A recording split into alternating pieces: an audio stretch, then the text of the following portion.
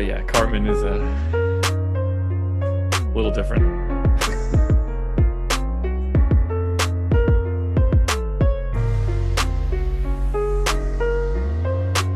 And we are live. Welcome to the NBA Strategy Show. It is Tuesday, November 30th. I am Josh Engleman. I am joined by Adam Scherer, and we are here to break down a very calm, easy 5-game NBA slate coming off of yesterday's 9-gamer, where it felt like we had the most news that we've had in a while. A lot of guys ruled in or out, a lot of question marks going into lock.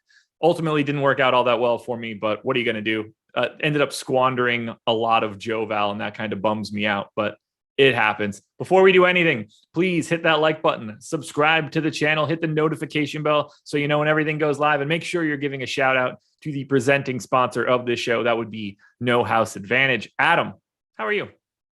I'm good. Yesterday felt like yesterday was pretty crazy. It was, I don't even know if it was the most news. It was just like the latest we'd gotten it. And I think the staggered start time helped with that, where it was just like, oh, okay, these lineups are done. And then it's like, oh, well, this just happened. I ended up just completely skipping the first game to try and maximize how much news I had. Still didn't really make much of a difference, because all that meant was I got to get to a lot of TJ McConnell, who scored like half a fantasy point per minute at no ownership. So that was great. But yeah, it was definitely a different slate. Yeah, I messaged you. At that time, Mo Bamba had just finished his game. He had north of 50 fantasy points on FanDuel. I had like 12 or 13%. He was under a percentage point owned. And it was totally meaningless that Mo Bamba had that day on FanDuel because 10 other centers went crazy. And at that point in time, Joval hadn't even tipped off yet. And he ended up being the actual guy that you needed more than anything. Really didn't matter. You might have had too much TJ McConnell. I certainly had too much Taurean Prince, which I told you, and you were like, I didn't really get to anything, and that sucks. Turns out that worked out pretty well for you. Yeah. Because he had, I think, like an assist and 2 rebounds or something real shit in 22 minutes. What an ass. Yeah, I loved how you and I were talking, during the slate, and I looked, I'm like, holy shit, like Lou Dort was a good play on DraftKings, but how is he almost 30% owned? And then naturally my best lineup ends up with Lou Dort's like terrible game that I was rooting for the entire night. And then I still can't believe that Christian Wood and Kevin Porter Jr. both got to 51% ownership in the big contest on FanDuel. I mentioned it to you when we were talking. I don't even know how you project that for ownership. Like we were low on that. I don't know how you ever get to that number. Like, I don't know what I would have had to do to have that make even like a semblance of sense. I didn't expect it at all. Something in the 30s seemed about right. They seemed like the best plays. They're in half of every single lineup that was made. That's nuts.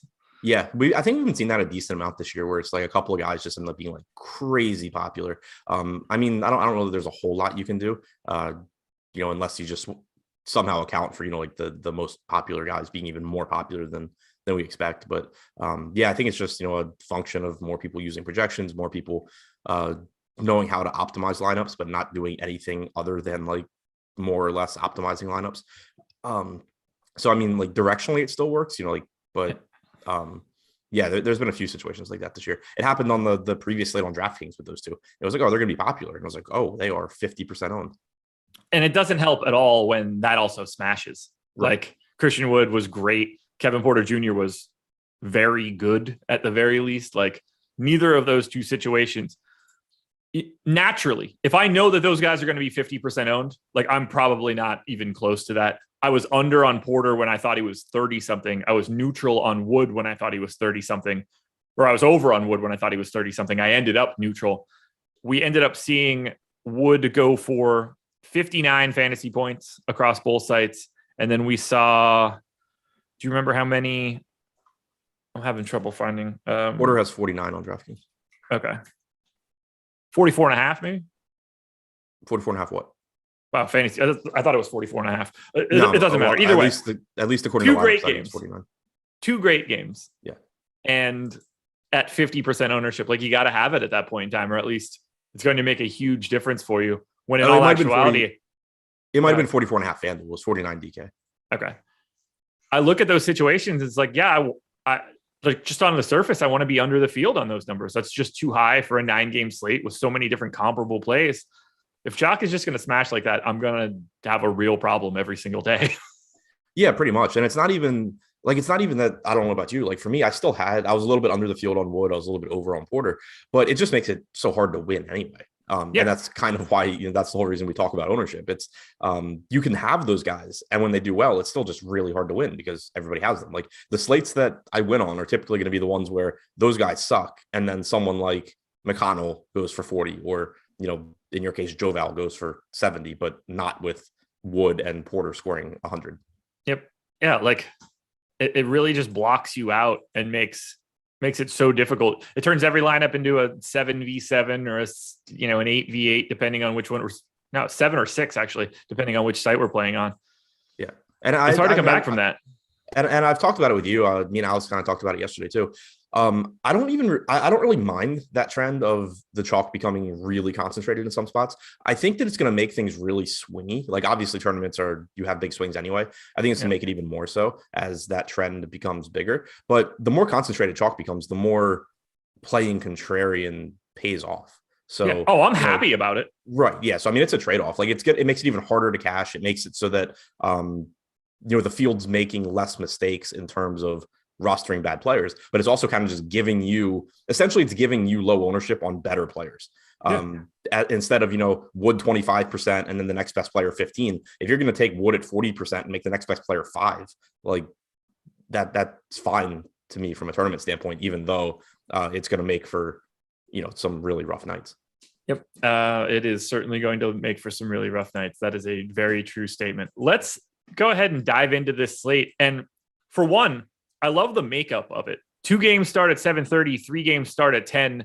You don't have to prepare for 7:30 and then enjoy the rest of your night, eat some dinner, take a break. You have 2 full hours where you don't really have to pay attention to anything, at which point you're going to want to get back and do some swaps or whatever it is you need to do. At the very least, check into your highest projected lineups and maybe move some stuff around depending on what was going well. But this is the way that I want a slate to happen, where I don't have to be last night was awful. You had to be married to your desk every half hour on the hour until 9 o'clock.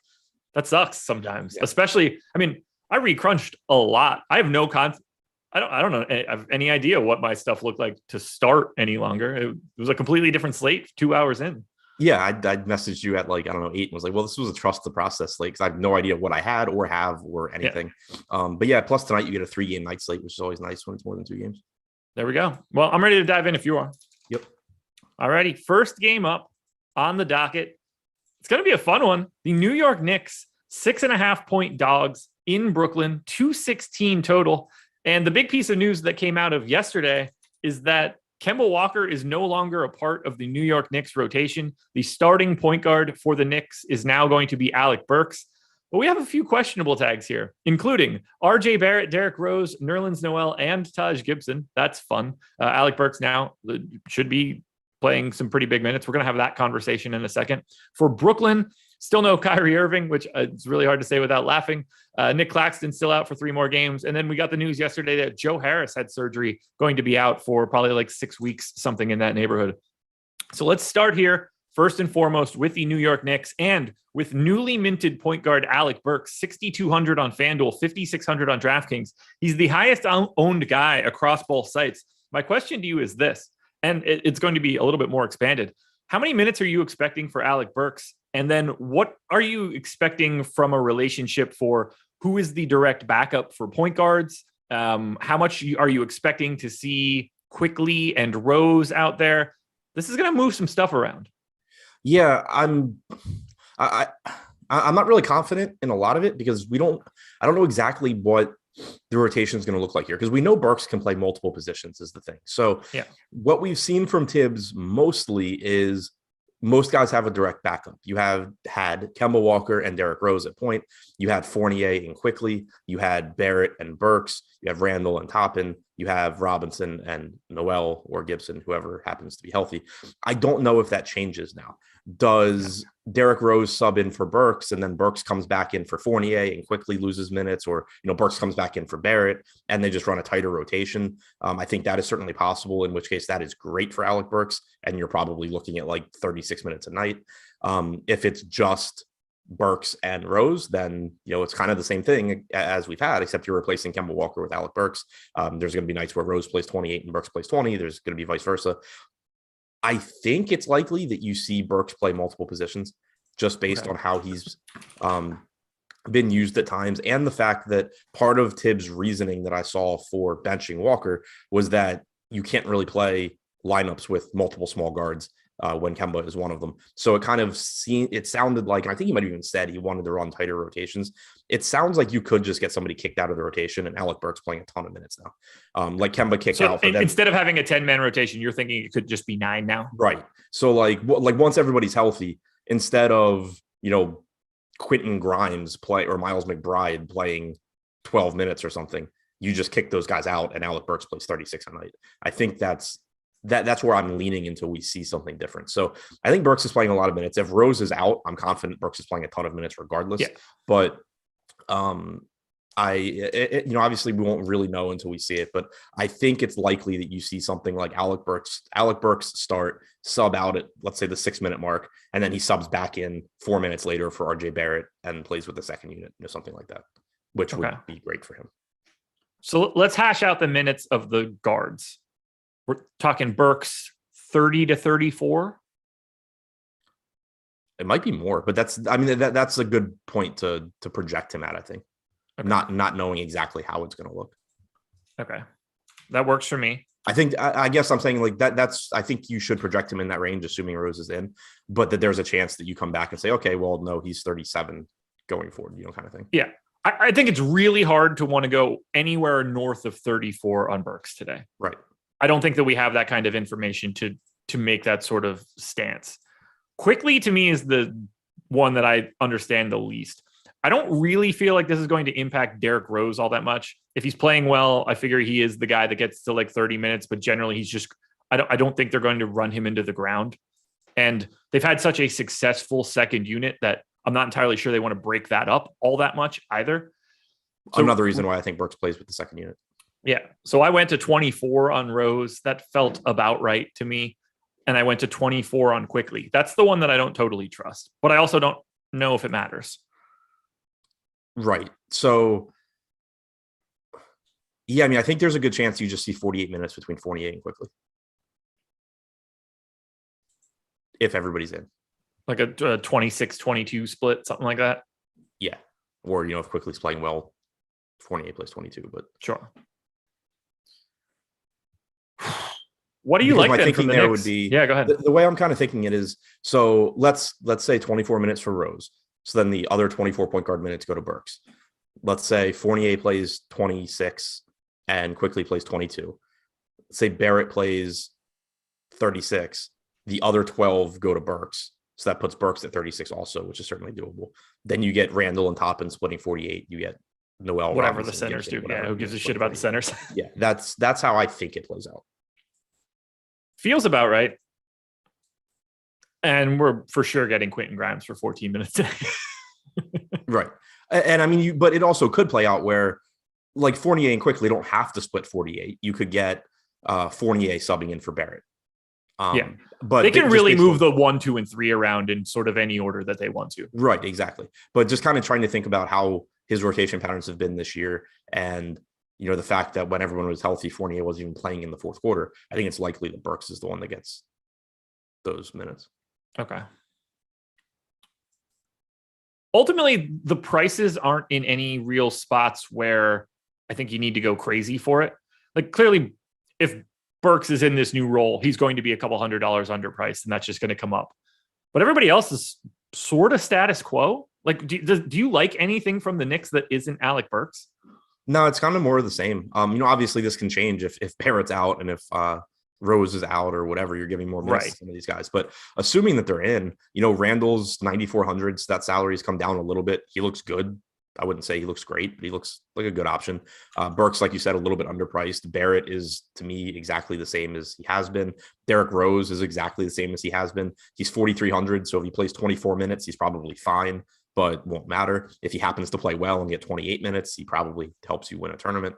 If he only plays 18 minutes, you're in trouble. So, just a really volatile but cheap play. Fournier is basically, I think, what he has been. If everybody's healthy, likely to play mid-20s. Quickly at 4,800, I think is a pretty tough one to get to.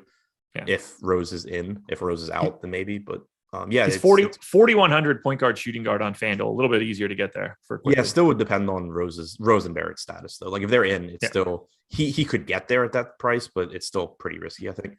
But yeah, it's kind of just mostly what it has been. You know, Derrick Rose in tournaments is fine. Barrett and Randall are fine. Burks probably looks the best, assuming that, you know, again, assuming that I'm at least close to correct on how this rotation is going to look. He obviously is overpriced if this means he's going to just split 48 minutes with Derrick Rose, but I don't think that's going to be the case. Yeah, my expectation is that they go to the 9-man rotation. Doesn't feel like a spot where they're going to be going to 10. That would make the most sense to me. But that's the place that we needed to hash out the most, for sure. What's the point of kicking Kemba Walker out if you're just going to replace him with like McBride or Grimes? I agree. I mean, I wouldn't have kicked Kemba out of the rotation either, but that's neither here nor there. Yeah, I know you wouldn't. But yeah, it's just like, I don't know, like because the Knicks aren't at a point where they're not saying, okay, like our season is lost. Kemba's not going to play anymore. We're going to get the young guys in. They're saying we think Kemba's playing poorly. We want these better guys to play more. So to me, logically, they just cut that spot out of the rotation. All right. Anything else you want to touch on here for the Knicks? No, I think that's about everything I have to say about them. Yeah, that works for me. On the Brooklyn side, this one's pretty easy, although it's another team where we have some rotational questions. We haven't seen Blake Griffin play the past 2 games. He's out of the rotation. That was my assumption, but at least, it gets a little wonky after that. So, and the reason I say that, you know, obviously he could play, but he commented on being out of the rotation. Like they asked him about it, and he basically was just like, yeah, you have to, you know, take it professionally. I learned from DeAndre Jordan last year. I actually talked to him a couple of days ago. So it sounds like this is like a planned thing where like, hey, Blake, you're not playing anymore. And he's reaching out to DeAndre Jordan like, dude, how do I deal with this? It doesn't sound like, hey, you're going to play some nights, you're not going to play other nights. Yeah. The only reason that I was concerned was really just the status of Bruce Brown, who didn't play 2 games and then played 4.5 minutes their most recent game. So I don't know how fully healthy he is. We saw Javon Carter's minutes go down into 3 minutes this last time out.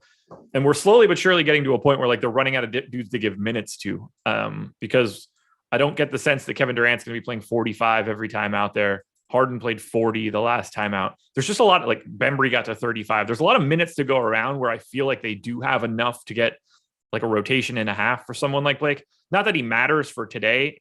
It shouldn't matter at all. The guys that matter the most, James Harden is 30% owned on FanDuel where he's 10K. I am more than happy to pay that price tag for him. Harden and Durant, a little bit harder to get to on DraftKings. They're about 10 to 15% owned. The other guy pulling ownership, LaMarcus Aldridge, 5,700 on DraftKings. He's 20% owned. 6,100 on FanDuel. He's 24% owned. I'm not entirely sure I want to get to a lot of Aldridge, but I mean, at least the minutes are up. I just don't know how up they're going to be. What all do you see from Brooklyn? I think Aldridge looks really good. He's played 251 minutes alongside James Harden this year. He's averaged 1.2 DraftKings points per minute in those minutes. With Harden and Durant both on, he's played 161 minutes. He's at 1.12 DraftKings points per minute. So he's not really someone that you're looking at a massive drop off when he's in the starting lineup. He's still producing with both guys on the floor. And then obviously some of his time is just alongside Harden when Durant goes to the bench. So I still think he looks good. He played 28 minutes last game in only 3 quarters. You've seen his minutes, you know, up in general. He clearly physically is capable of playing 30 plus minutes. We've seen that a couple of times recently. So I still really like getting to Aldridge there. 5,700 on DraftKings. You know, yeah, he is a center, but it's only a 5-game slate. Even if he only plays 26 to 28 minutes, he's likely to give you a good enough score at that salary. And there's nothing preventing him from playing more. I mean, over his last 5 games, 30, 23, 34, 29, 28. I think it's pretty reasonable to think he plays around 30 minutes. Okay. I have him in for 28 right now, and I think that was fine for me. 30 is also very reasonable and certainly could end up there as we move forward. What do we do with the rest of these guys? Because the people that stand out to the most to me aren't pulling any ownership. What about 2% owned Bruce Brown, shooting guard, small forward eligible? I mean, I don't know his total status at this moment, but it appears that he is just in, and I'm assuming okay and ready to go.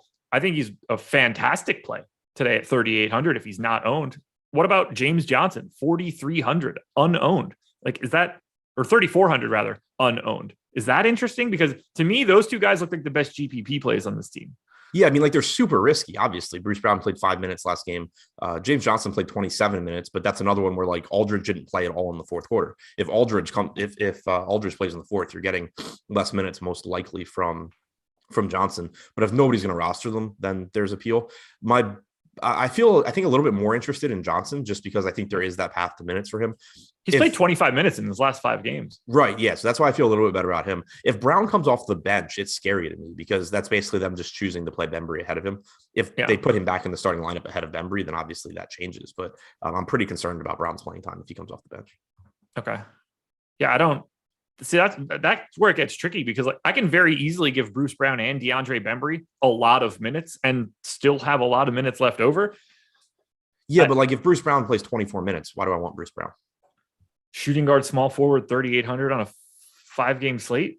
Yeah. At no ownership. I mean, like I'm not saying that becomes amazing or anything, but as far as value goes, that looks pretty good to me.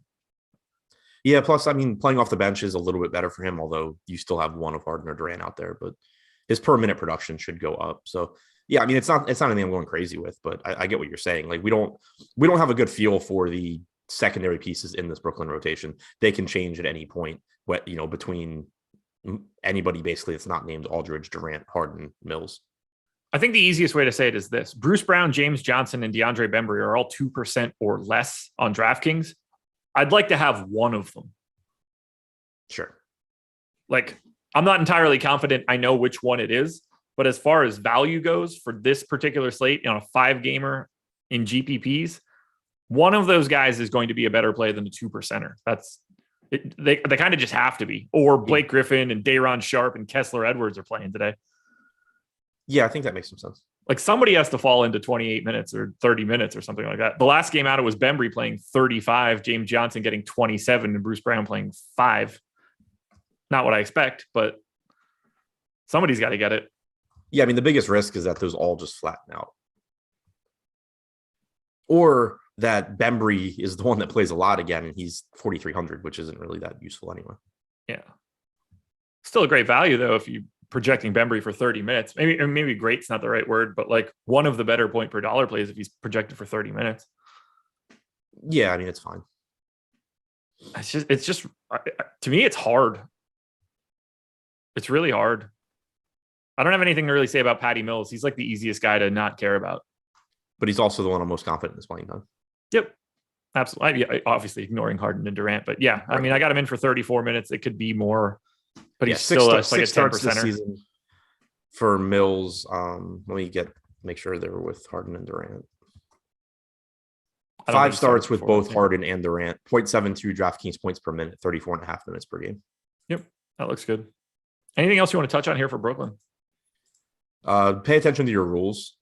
I agree with what you're saying where there's volatility in like the Brown, Bembry, Johnson minutes to where one of them probably ends up looking like a decent value. But that volatility is also coming from each other. It's unlikely that they're taking minutes really from Mills, Aldridge, Durant, Harden. So pay attention to who you're Max pairing one? in lineups together. What? Max 1? Yeah, probably. Okay. All right. That works. Schedule for the rest of the day. NFL strategy show coming up after this, 11 a.m. It's the NFL first look. 2 p.m., we've got the NHL strategy show. 3 p.m., the No House Advantage NBA show. We've got the NBA Deeper Dive at 5:30. Adam will be back for that. NBA Live Before Lock at 6:30. We've also got NBA ownership projections free today and our NHL player projections free. So good day for free stuff all around. Let's move it over to Memphis and Toronto. This is going to be a fun one to talk about.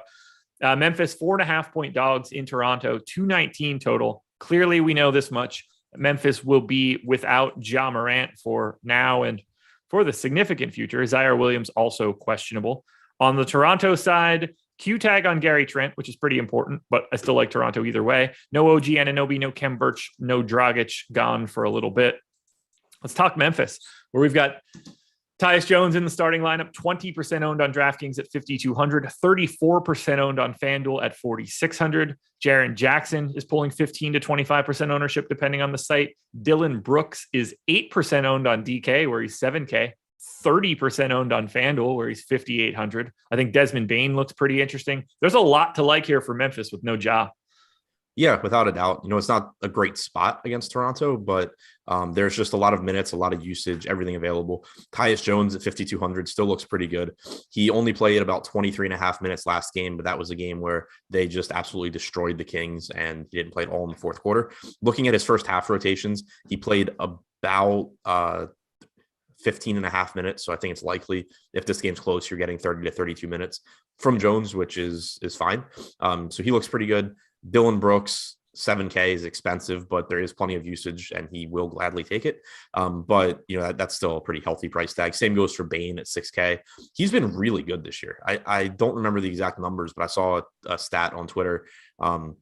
It was like he's one of like 4 players in the league that has X amount of 3-pointers made, is shooting X percentage, and one other thing. And like the other guys in that group were just like 4 stars. And then Desmond Bane, like he's having a great year, but he's also 6K. So it's kind of tough to, expect him to really smash that price tag. I think for me, Jones, Jackson is still reasonably priced, but then Kyle Anderson at 4,400 with the potential to play a little bit more.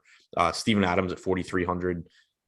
Not the safest play because of his minutes, but certainly has a path to success. And the same can be said for Brandon Clark. Some negative correlation between Adams and Clark because of playing time. I assume you'd be more than happy to get to Brooks for 5,800 shooting guard small forward on FanDuel. Oh, yeah. Yeah, I wish that there was Here's the question. How many minutes does Dylan Brooks play today? I gave him 32. I think that's reasonable. It really, I think, depends on like what's his conditioning like, which is right. I mean, he has not played that yet. 31 is his ceiling so far this season. Yeah, got to get there. Last game, he played about 6 minutes, and then about 6 minutes, so 12, and then about 3 minutes, so 15, which would like he was on pace for 30. I think like there's going to be a game where Dylan Brooks just goes out there and plays 38, but we haven't seen anything close to that yet. I don't really have too much else to add other than the fact that like most of Memphis is in play. Yeah, I will say DraftKings did a pretty they priced a lot of these guys pretty aggressively. D'Anthony Melton benefits from Morant being out as well, but he went from 3,700 to 5,100 overnight. So it kind of on DraftKings, to me, it's not even about figuring out who you like. You don't have to spend a lot of time on DraftKings figuring out the rotations because it's kind of just like, okay, we shot Dylan Brooks to the moon. We shot Desmond Bane to the moon. We priced up Melton. We didn't do anything to Steven Adams or Kyle Anderson. We barely touched Jaren Jackson. So it kind of DraftKings pricing just sort of dictates it all. Yeah. FanDuel made it a little bit harder to get away with Brooks being 30% owned, Tyus being 34, Jaren Jackson already at 25. A lot of ownership to go around here. Apparently Cantor going to the game. Said Brooks going to have some family in the crowd tonight, including myself. That's fun. Oh, I thought you meant Ennis. I was like, isn't he still employed by an NBA team? That's not his last name anymore. Oh yeah, Freedom. Yeah. Something like that. And then we get to Toronto. Very clearly the most interesting team on this slate. We've got to wait at least on Gary Trent's ownership, but I'm just going to go average ownership for these guys across both sites. Van Vliet, 25. Siakam, 35 on FanDuel, 14 on DraftKings is a big gap. Scotty Barnes is 30% owned on FanDuel, 18% on DraftKings. Gary Trent, if in, projected for 20% ownership. Precious Achiuwa is the best play of the day, 40% owned across both sites. The starting 5 for Toronto looks incredible. And if for some reason Gary Trent happens to be out, you just put Svi Mykhailiuk into the same discussion that I just had. I am smashing Toronto today. Yeah, I didn't realize Achiuwa played 36 and a half minutes last game, and now I'm even more pissed that I had like 60% of him and he somehow hurt me. But yeah, he looks great still. He's cheap. He's, around a 0.9 fantasy point per minute guy. Know basically everybody that would take minutes from him. So he looks really good. I'm with you. The starters all look good. They are priced up a bit on DraftKings, 8,700 for Van Vliet, 85 for Siakam. Even Barnes is up to 7K. Those guys are all reasonable, but I think it's really Achiuwa that stands out at 4,400. If Trent is in at 5,400, he looks like the second best value to me. If he's out, then Mykhailiuk looks like the second best value at 3,800. Yeah, this is it. It's so great that it's 5 guys from Toronto, whether it's Trent or Mykhailiuk, I don't care which one. And then you could just draw a line through everyone else. Like you're either fully playable or not. We already got the question, can Boucher hit tonight? He's not going to play. At least that's the expectation. Chris Boucher is not a thing for Toronto, like basically ever. I would not be expecting Chris Boucher to be anything of value today. I mean, they're not missing anybody that they weren't missing last game, and Boucher didn't step on the floor. Yeah. Doesn't make a ton of sense to me. Isak Bonga cracked the rotation. Watanabe played 14 minutes. It's nuts. So what do you do from a group's perspective for Toronto? Or do you do nothing? I would probably do nothing. Yeah, I mean, I would lean toward nothing because the guys that you would be setting groups for, you're not getting to anyway. Like, obviously, I don't want more than one of Watanabe or Bonga, but I also don't want more than zero of Watanabe or Bonga. The guys that matter, I mean, Trent, Achua, or Mikhailuk, depending on who's in the starting lineup. Achua, Barnes, Siakam, Van Vliet, none of those guys matter to each other in terms of minutes. Michael Roundtree, they don't need to free Boucher. Nobody cares about Chris Boucher other than people that play fantasy. He's not particularly good, and he's 28 years old. He's exactly what he should be, basically a backup at best. Yeah, he was one of the weirder ones where so I was really, really wrong when Christian Wood broke out and everyone like fell in love with Christian Wood. And I was just like, this is stupid. It's just a DFS guy that isn't any good. And then he actually ended up being good. But like for every Christian Wood exception that comes out of nowhere, there's a million Bouchers where like everybody decides they're just like this completely slept on, overlooked by like 8 different teams guy. And yeah, no, he's just not very good. Yeah, no. I mean, I know why Kemba Walker's out of the rotation, Gene Smith. I don't think they should have. He's doing exactly what everyone expected Kemba Walker to do. If you expected something different for the first 20 games, then you shouldn't have signed Kemba Walker in the first place. I think it's an indictment on what they did coming into this season. He's shooting 41% from 3. Like, he's doing Kemba Walker shit. I don't know what kind of like fountain of youth they expected to dip him in before he got to New York, but like this is what we were going to see. Then don't pay him the mid-level exception for multiple years. Mongo asked about setting groups for Bain and Brooks. I don't think it's a bad idea. I probably won't do it. The reason being that like I'm not going to get to a lot of them anyway. They don't affect each other's minutes. I don't think. What it does affect is, you know, if Dylan Brooks chucks 30 shots, Desmond Bain isn't shooting and vice versa. But I don't anticipate really getting, they're expensive enough on DraftKings. I don't think I really get to them together much anyway. And if it does happen a little bit, I don't really care. Normally when I set groups, it's more so about guys that won't close together, because even guys that cut into each other's usage, there's still games where, you know, the game plays faster than normal or whatever, something weird happens, they both can still get there if you're just worried about them cutting into stats. I really set groups based on minutes, and I think they both should be fine there. Yeah. Jeff B says, explain Bol to me then, please. Dude's a beast and never gets to play. He's probably not a beast, and he'll never play a legitimate minute in the NBA. Also on a team that just has a bunch of dudes ahead of him. But yeah, but you know, there's a reason that he wasn't drafted well. And yeah, there's a reason the Nuggets brought in Jeff Green instead of elevating Bol. Yeah, Michael, they don't need to trade him because no one wants to trade for Chris Boucher. He has no value in the league whatsoever. Yeah, I mean, nobody. He was just bouncing. He's a DNP on one of the smartest organizations in basketball, behind like 4 different guys. Like, yeah, they just play everybody else ahead of him. Yeah. Alrighty. Anything else here for Memphis or Toronto? No, I think that's it. Samuel, I don't think it's harsh. Bol will never play a legitimate minute in the NBA. He just won't. I don't know why we would expect him to do anything other than not play and wash out of the league. He was the 44th pick in the draft. Dude wasn't a lottery pick. Everybody passed on him more than once. No House Advantage is the presenting sponsor of this show. And this is going to be very different because you're not worried about like optimizers. I mean, you do want to optimize your lineup, but it's not going to be the same situation for fantasy points. We're talking about peer-to-peer prop-based contests. They've got over 500 props that are offered for you.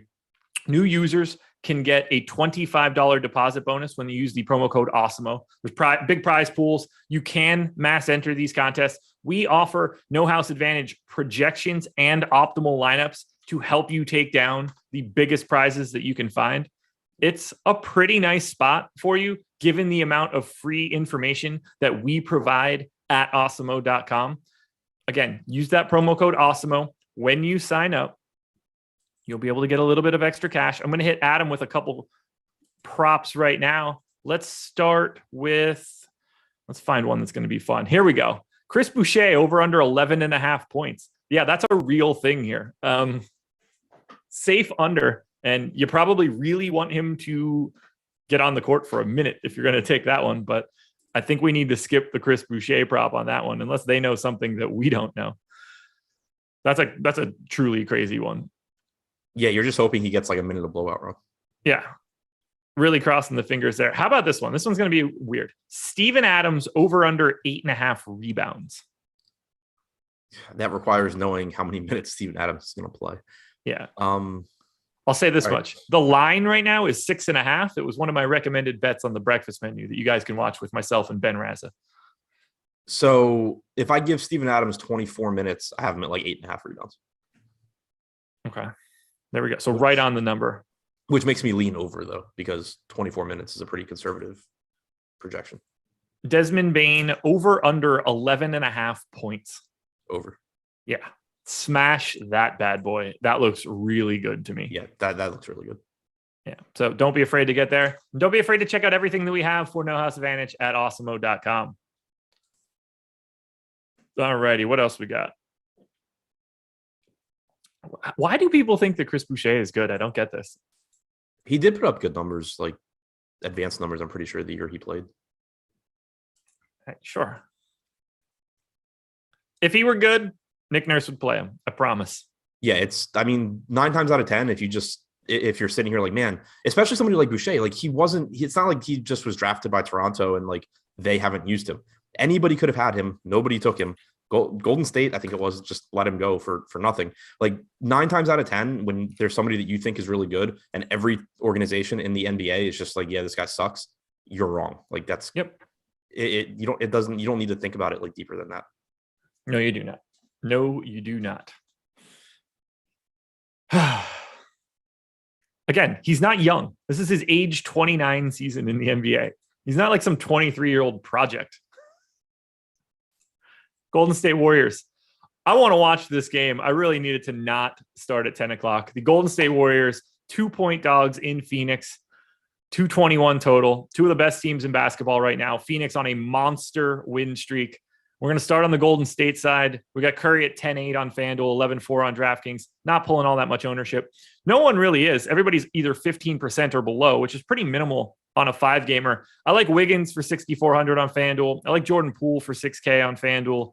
What are you going to do with Golden State? No Damian Lee, no Andre Iguodala, and no, there's a third one. Can I get it off the top of my head? I cannot. Oh, no, that was it. Damian Lee and Andre Iguodala. That was good. There's only 2. What do you like from Golden State? I like Steph, obviously. He's expensive, but it's a 5-game slate. You don't have quite as much to pay up for. There's no Giannis. There's no Jokic. I would rather get the Steph than get to either of the Brooklyn guys. So I think he looks pretty good if you can find the salary. Obviously depends how much value opens up elsewhere. But beyond that, Draymond's always fine at 7,200. Poole and Wiggins look okay. Otto Porter's salary came up on DraftKings, which is disappointing because he played 26 minutes last game without Iggy and Lee. I think there's a pretty good chance you get similar playing time here, although obviously with the way Steve Kerr runs his rotations, that can be Peyton or Bjelica or Toscano Anderson at any given time. But I think most likely guess is that Porter plays a bunch of minutes again. I do think you can take shots in tournaments on Toscano Anderson at 3,500. Last game he only played 22 minutes. He did close that game, but you're running the risk that he only plays, 16 minutes or something and it's useless. But at 3,500, if you happen to get a game where he plays well and gets into like 24 minutes, that's potentially a good value. So again, depending on what else opens up tonight. But if you don't get, it's a 5-game slate, it's entirely possible we just don't get a ton of value anywhere. If that's the case, throwing some shots at Toscano Anderson, I think is fine. 7% owned right now on DK at 3,500. I'm basically just going to play one of 4 guys for the most part and not be all that interested in them in the grand scheme of things. Rank this group of 3 players: James Harden, Kevin Durant, Steph Curry. Steph Curry, Kevin Durant, James Harden. And that's for DraftKings, correct? Yeah, probably I don't know the pricing off the top of my head for FanDuel, but I know Steph is obviously less valuable. I think you'll take Harden on FanDuel over Steph. 10K, $800 cheaper. Yeah, why not? Yeah. Okay. Just wanted to get that out there because I know that's the question. But really, it's Curry, Wiggins, Green, Poole are the only sort of things that you can legitimately prioritize on this team for today. Yeah. And I guess I think maybe I did undersell the Brooklyn guys a little bit because of the playing time. Like if Durant's going to play 45 minutes, then that's one thing. But assuming that you're going to get 36 to 38 minutes from all three guys, which I think is kind of the assumption that most people are going to go with. Then Curry's at about 1.5 DraftKings points per minute this year. Durant and Harden are both at about 1.36, unless you start getting a big ownership gap, which right now Steph is at 12%. Harden and Durant are actually higher. I'm leaning Curry. Okay. We go to the Phoenix side. Again, pretty easy to deal with here. Devin Booker is 21% owned on FanDuel. Highest owned guy on DraftKings is Ayton at 15%. I think Ayton is the best option from Phoenix on DK, but it's just a lot of like 10 to 15% owned similar guys from Phoenix. I think Chris Paul is more interesting to me than Devin Booker on FanDuel. Like if Booker's 20% owned and Paul is 10, I'm happy to just flip-flop those two guys at similar price tags, at least for this year so far. But again, it's Phoenix. So play some bridges, Booker, Paul, Ayton, Jay Crowder to a lesser degree, maybe a little bit of $3,800 campaign if you're feeling weird, but we kind of know what we do with Phoenix. Yeah, I did want to check the rotation from last game because I know Payne has been useful in some recent games. It's been tough all season long because you'll get a couple of games where he plays a little bit alongside Paul and then he'll go back to not. Last game he played quite a bit alongside Paul. They still don't have Abdel Nader, which is a benefit for Payne. So in tournaments, I do actually have some interest there. He played 20 minutes. Paul played 36. So you got 8 minutes alongside Paul, which obviously not the most productive minutes necessarily for Payne, but if he can get to 20 minutes at 3,800, he's gonna look pretty good. I wish this game started at 7:00 so I could watch the whole thing. This is awesome basketball. You still could. It's a choice you're making. No, because if I watch this game at 10:00, then I'm going to bed at 12:30, 1:00, something like that. Process show is bright and early at 6:30 a.m. Man, I'm going to need a couple more than 3 hours worth of sleep to run through that bad boy. Not fun. Can't do it. I wish that there was like a really easy way to watch a condensed game the moment I wake up. That I'd be in for. Anything else here for Golden State? They not have that on League Pass? Not the way that I'd want it to be. I don't want to miss anything. I'd basically just like 48 straight minutes of action. No, like cut every free throw that doesn't have any action, every in-between play. I want to watch that as quick as possible. Got it. Yeah. People understanding that Chris Boucher is 29 is the information we need. We also need to put this Chris Boucher conversation to bed. Detroit at Portland, 9.5 point dogs in Portland, 215 total. For the Pistons tonight, I believe they're just normal. Questionable tag on Frank Jackson. Portland, we don't know the status of Norm Powell, and we probably won't know that for a while. But we'll talk about the Pistons here.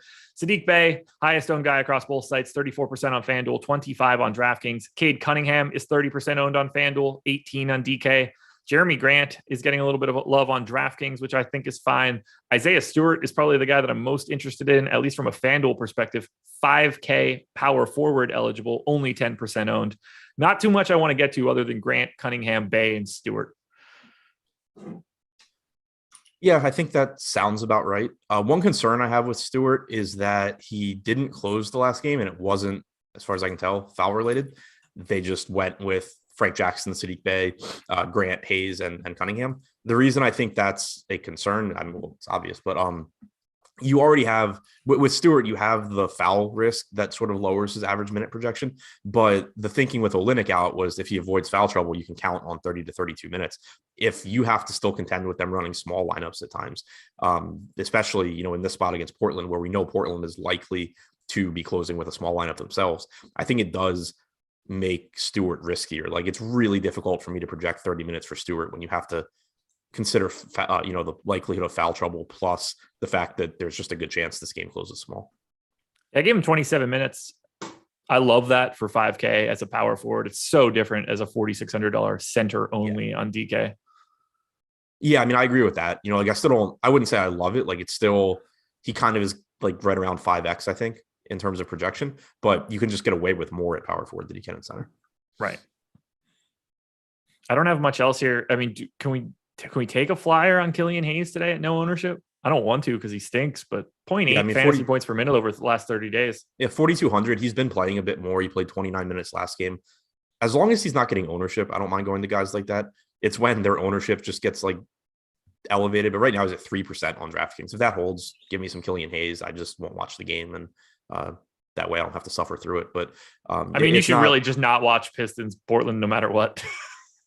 That's also true. But yeah, I mean, especially with Golden State and Phoenix playing at the exact same time. Yeah, I just ordered 4 TVs yesterday so that I can start watching both. But you ordered 4 televisions? Yeah. Yeah, so I have my main TV, and then I'm gonna get 2 like stands that hold 2 TVs each and put them on each side of my main TV, so I can have a few basketball games going. I can have hockey going, and then whatever. But porn in the middle TV. What?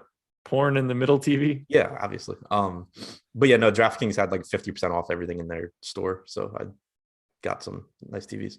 Oh, did you use crowns? Yeah. I spent 1.1 million crowns yesterday. But yeah, so anyway, I'm not home though, and only have 1 TV here, so I won't be watching the Pistons game. But with Hayes, you're not playing him. You're not looking at this saying, "Oh man, I think this is Killian Hayes is like underrated, or he's good, or I think he's going to do well here." You're just saying this guy's 4,200. There's not a bunch of good value on this slate. Nobody else is playing him, so I'll take some shots at it. How long do you think it's going to take for you to pull a Ben Raza and throw your remote through the TV? I haven't done it yet. I've gotten really good about not throwing things since I moved into my apartment, because my apartment is just like straight windows everywhere, and I'm afraid I'm going to break a window. So like prior to moving in there, I was really bad about just like launching my phone and stuff if I was sweating something. But I've stopped doing it because I'm afraid it's going to go out a window. Well, that's smart. That is smart. That should help you out tremendously there. I cannot believe you just ordered 4 TVs. Hilarious. That'll you're gonna like hitting on some broad at the bar and just be like, "Hey, I got a 5 TV station coming up in the room. If you want to go sweat hockey games." She's gonna be like, "What?" I joke. I'm incredibly jealous, and I obviously want to buy 4 TVs. But if I told my wife that I bought 4 TVs, I would not get the best look. I'm just looking forward to the guy delivering them. Just like, I'm hoping they all show up at once. What do you need 4 TVs for, man? Well, technically I needed 5, but I already had one. All righty, let's close this one out. Los Angeles Lakers at the Sacramento Kings. Lakers are 4-point favorites, 227 total in Sacramento. We're going to have a lot to talk about for Sacramento. For the Lakers side, it's pretty easy. I'm going to play a ton of Anthony Davis again. I'm really excited to ask you the question of where you rank Anthony Davis with the other studs that we talked about. He is 10-3 on FanDuel, 10-6 on DraftKings, power forward center on both, 11% owned on DK, 22 on FanDuel. We've got Russell Westbrook, 6% owned on FanDuel at 9,600. I'm going to let you know right now, I think that ownership is insane, and I want to have a lot more Russ.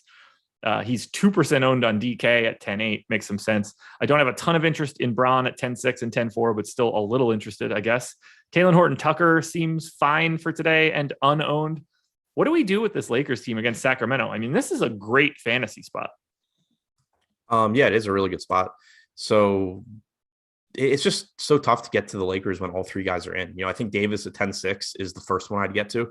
He's been the best of the 3 when they're all active. LeBron would be next. Like you're never really worried about LeBron just disappearing and not playing a role. He's obviously always going to, and there's going to be games where he just beats Davis like he did last time out. Westbrook, I think the most difficult to get to. He's the most expensive on DraftKings. He's also the worst per minute producer of the 3 when they're all active. The caveat there being this is only a 5-game slate, and getting to somebody like Westbrook at virtually no ownership always carries some appeal. But I still think that the ownership is low enough on guys like Davis and LeBron and Curry and the Nets guys that I'm probably just not going to make my way to Westbrook. Okay. Any thoughts on the $9,600 price for Westbrook on FanDuel at 6% ownership? More appealing? What did you say? Russ is 9,600 on FanDuel. Oh God, 6% owned.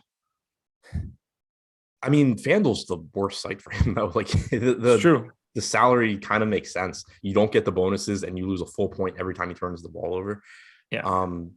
So in the games he's played with LeBron and with Anthony Davis this year on FanDuel, he has averaged 1.13 FanDuel points per minute in 37 minutes per game.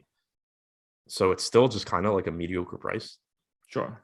Just feels like there's a ceiling in there at 6% ownership that sort of needs to be unearthed.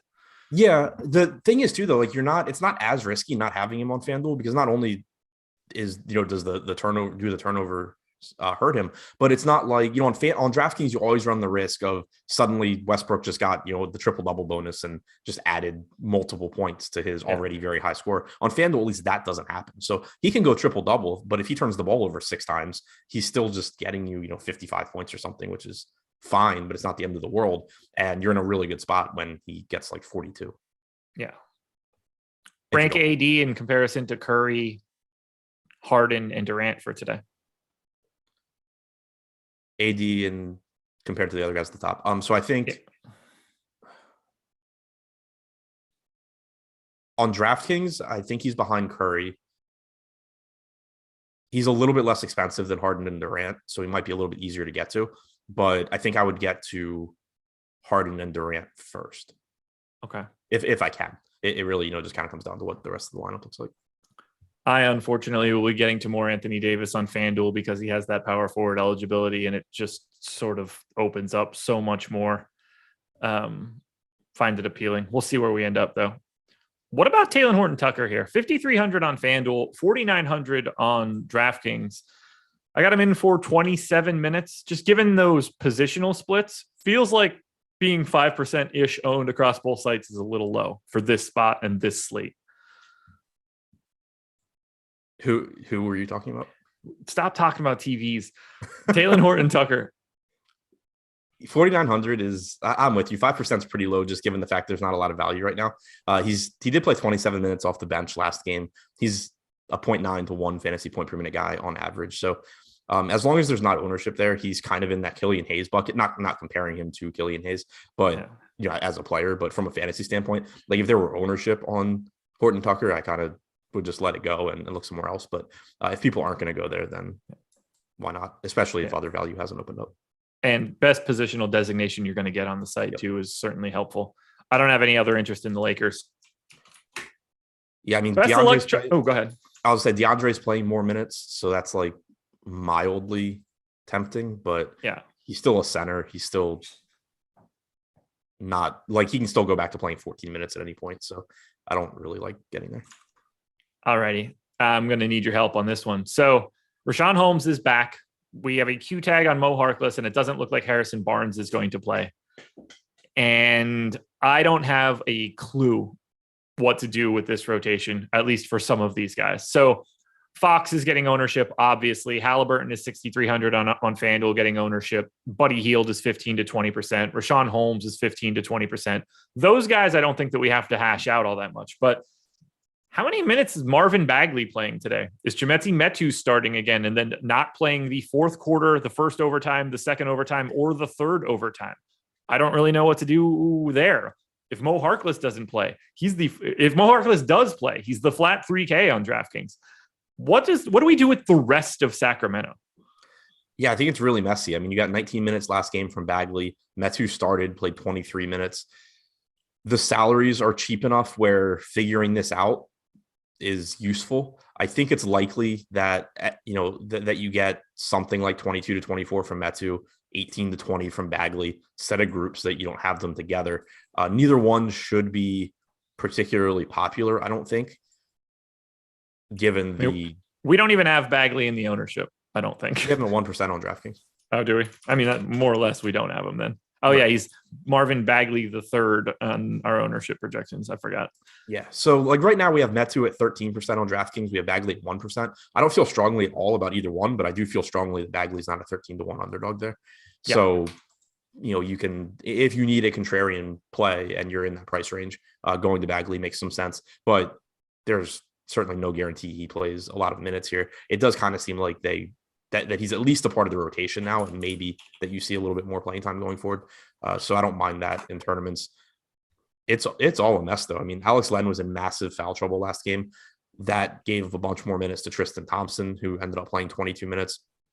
The rotation is just an absolute mess. You had Damian Jones in there for 17 minutes. I don't feel confident in the secondary pieces here at all. And whenever that's the case, it's just kind of looking at ownership and taking shots at the lowest owned ones, since I'm not confident in it. And the field may or may not be confident in it, but if they are, they're just overestimating their ability to guess what's going to happen. I mean, if this ownership holds, Marvin Bagley is the guy you take the shot on, right? Yeah. That sucks. All right. Any particular thoughts on Fox, Halliburton, Hield, Holmes, the guys that we don't have to guess about? I like the salary on Holmes, assuming he's not on the injury report. So assuming he's not limited or anything because it was an eye injury, 6,200 looks good for him. He's been productive this year. He's likely to play around 30 minutes. So he's the one that stands out. 8,400 for Fox is fine. Any of Halliburton, Hield are fine. Davion Mitchell at 3,900 offers some value, but I think Holmes is the one that stands out for sure. Damn, that makes sense to me. He grades out as the best guy for me as well. One last thing before we get out of here, since we just closed it all up. Do you see David Oakes' question in chat? He's asking you what you mean regarding opportunity cost. So I think that'd be a good question to close on. Yeah. So on FanDuel, you can only roster one center, excluding guys that are power forward eligible. You can only roster the one center. On DraftKings, you can only roster two. So at most, so there's just fewer center spots to go around, and centers in general are going to be the best per minute fantasy producers. So whenever you're talking about rostering somebody, you have to factor in the opportunity cost, basically the cost of what you're giving up to roster them. So for example, if you have a slate where you have Nikola Jokic, you have Christian Wood, like yesterday, you have Valanciunas, you have Wood, you have Jokic, for example. Yeah, Vooch. Vooch is a good one. So Vooch was very obviously a good play. Wood was very obviously a good play. Jokic was very obviously a good play. You can only play a maximum of two of them on DraftKings. You can only play a maximum of one on FanDuel.